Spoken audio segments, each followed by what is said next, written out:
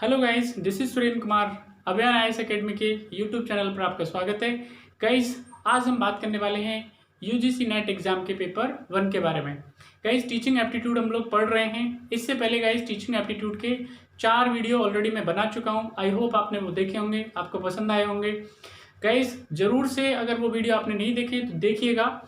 आने वाले एग्जामों में, स्पेशली यूजीसी नेट एग्जाम में बहुत काम आने वाले हैं आपके। बहुत सारे कॉन्सेप्ट है वो क्लियर होंगे आपके।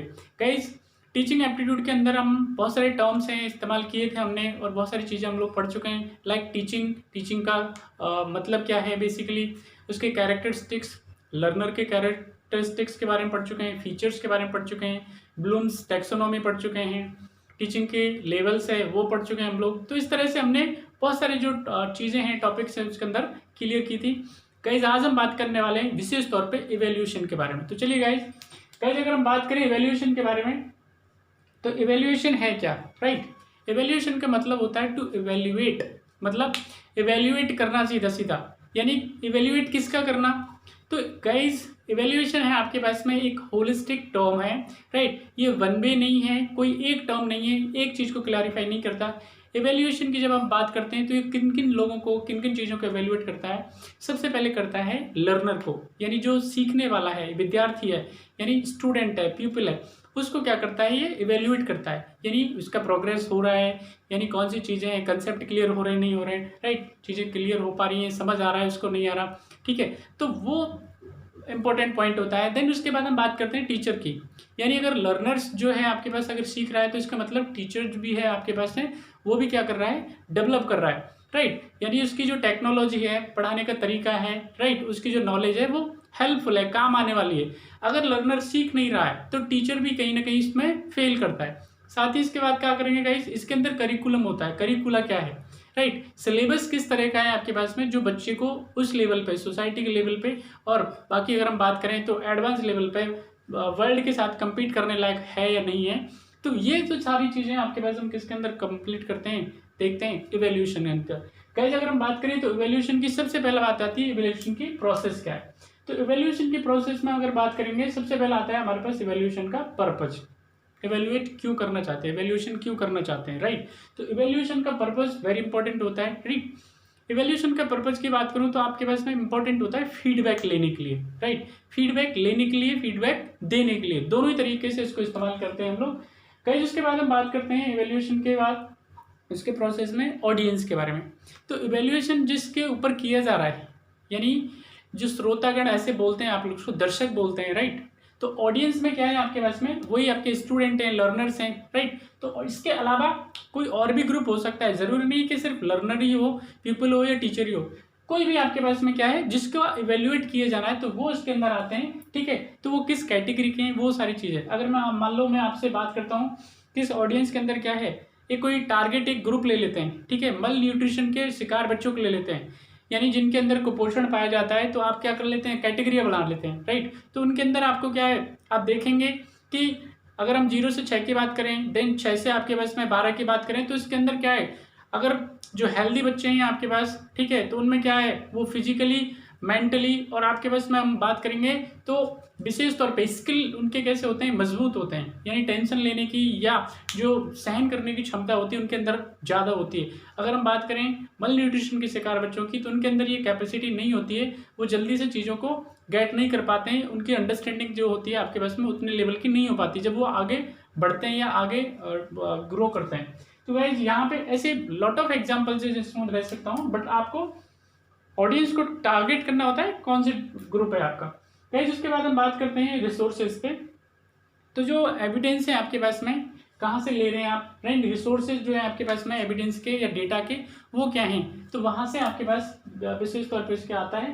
गाइस, उसके बाद हम बात करते हैं एविडेंस के बारे में, राइट। तो एविडेंस में क्या है आपके पास, किस तरह की चीज़ें हैं जिनको आप इवेल्युएट करना चाहते हैं, क्या आपने तर्क दिया है, किस तरह की चीज़ों को आपने इसके अंदर फॉलो किया है, तो वो इसके अंदर आता है एविडेंस के अंदर।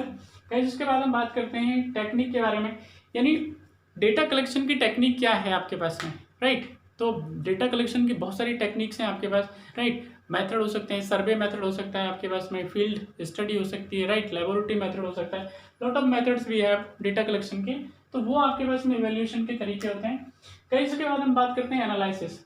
जब आपने ये सारी चीज़ें कर ली हैं कंप्लीट, तो उसके बाद क्या करते हो आप, आपके पास फैक्ट होते हैं, डेटा होता है, आपके पास एविडेंस होते हैं, सबको क्या करते हो आप, उनके ऊपर सोचते हो, एनालाइज करते हो, उसके बाद क्या करते हो, बेसिकली रिपोर्ट तैयार करते हो या आप रिजल्ट देते हो। Getting my point. तो ये आपके पास विशेष तौर पे इवैल्यूएशन के प्रोसेस थे। गाइस जिसके बाद हम बात करते हैं वेरी वेरी इंपॉर्टेंट, आजकल इससे 2 क्वेश्चन पूछे जा रहे हैं हर बार, साल में 2 बार यूजीसी नेट का एग्जाम हो रहा है और उसमें दोनों में ही आपके इसमें से 2-2 क्वेश्चन पूछे जा रहे हैं, अभी देखेंगे आपके पास। तो यहाँ पे हम बात करने वाले हैं इवैल्यूएशन के टाइप्स के बारे में। तो गाइस इवैल्यूएशन के जो हमारे टाइप है, हम उनको 3 पार्ट हैं उसके अंदर बांट सकते हैं। नंबर 1 होता है आपके पास में फॉर्मेटिव। फॉर्मेटिव को हिंदी में आप बोल सकते हो रचनात्मक या संरचनात्मक, राइट।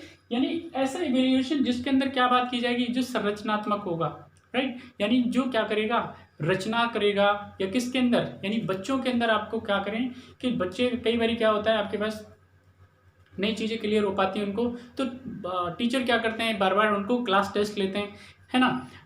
बच्चों को पढ़ाया, बच्चों को नहीं समझ आया, ठीक है, चाहे वो हायर एजुकेशन हो या आपके पास में स्कूल एजुकेशन हो, तो सभी जगह ये मेथड इस्तेमाल होते हैं। तो यहाँ पे फॉर्मेटिव में क्या है, बच्चे जो भी टीचर ने पढ़ाया अब उसके लिए फीडबैक लेगा, एंगेजमेंट होगा, राइट। तो बच्चे कई बार क्या होता है आपके पास में ओरली जवाब नहीं दे पाते हैं, राइट, तो उनसे नोट करवा के लिया जाता है। तो यहाँ से टीचर को पता चलता है कि ओवरऑल डेवलपमेंट क्या है बच्चे का। तो यहाँ पे सबसे खास बात होती है इवैल्यूएशन के इस मेथड की, कि यहाँ पे आपको साथ ही साथ बच्चे को तो मिलता ही है फीडबैक, टीचर को भी फीडबैक मिलता है, उनके पेरेंट्स को भी बताया जाता है कि आपके बच्चे का प्रोग्रेस ये है। तो साथ ही साथ यहाँ पे ये क्या आता है आपके पास, फॉर्मेटिव जो इवैल्यूएशन का मेथड है, ये आपके पास में वीकली हो सकता है, मंथली हो सकता है, राइट, ईयरली हो सकता है। तो यहाँ पे सबसे इंपॉर्टेंट बात यही आती है कि यहाँ पे टाइम टू टाइम बच्चे का फीडबैक और टीचर का फीडबैक है वो मिलता रहता है कि कितना प्रोग्रेस हो रहा है। सबसे इंपॉर्टेंट बात आती है यहाँ पे फॉर्मेटिव इवैल्यूएशन की, तो ये विशेष तौर पे ध्यान देने की जरूरत है इसको। फिर इसके बाद हम बात करते हैं समेटिव इवैल्यूएशन के बारे में। जैसे ही आपने फॉर्मेटिव इवैल्यूएशन के अंदर क्या किया है, कुछ सीखा है, राइट, आपने कितना सीखा, कितना आपने लर्न किया, राइट, आपको क्या क्या चीज़ें क्लियर हुई, वहाँ पे आपको सबसे इंपॉर्टेंट बात है यहाँ पे उसको क्या कर दिया जाता है, ग्रेड अप कर दिया जाता है, यानी मार्क्स में कन्वर्ट कर दिया जाता है। जो भी आप सीखते हो और उसको एक मतलब सम कर देते हैं, इसका मान लो योगात्मक इसको बोलते हैं बेसिकली।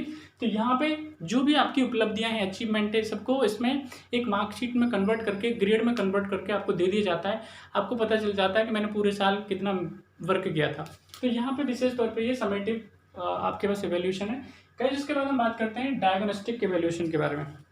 डायग्नोस्टिक को हम हिंदी में कई बार निदानात्मक बोलते हैं, ठीक है, यानी निदान से संबंधित जब आपकी क्या किया जाता है, प्रॉब्लम को सॉल्व किया जाता है। तो आपको गाइस ये मैं बताना चाहूँगा, जैसे किसी को कोई बीमारी होती है तो क्या किया जाता है, उसकी बीमारी को दूर किया जाता है किसी भी तरीके से, मतलब उसकी जो रेमेडियल जो प्रोसेस है उसको सॉल्व आउट किया जाता है। तो यहाँ पर डायग्नोस्टिक का मतलब यही होता है कि बच्चे के अंदर कोई कमी रह जाती है, अगर वो नहीं सीख पाता है इन दोनों ही विधियों से, ठीक है, तो क्या किया जाता है, उसकी प्रॉब्लम को पहले आइडेंटिफाई किया जाता है, उसकी जो भी समस्या है उनको पहले देखा जाता है, एनालाइज किया जाता है, और फिर उसको साइड बाई साइड मतलब उसमें से जिस तरह से डायग्नोज किया जाता है, जैसे हार्ट के अंदर, ठीक है, किसी के अंदर मान लो हृदय में कोई प्रॉब्लम है उसके में, तो उसको क्या किया जाता है, प्रॉपर उसकी जो भी कमियां होती हैं डॉक्टर उसको निकालते हैं। वैसे ही टीचर क्या करते हैं, एक बच्चे के अंदर जो प्रॉब्लम रह गई हैं, ठीक है, नहीं सीख पाया है, तो उसको क्या किया जाता है, उसके अलग किया जाता है, मतलब उसको टीचिंग कराई जाती है प्रॉपर। तो इसी को हम लोग किसमें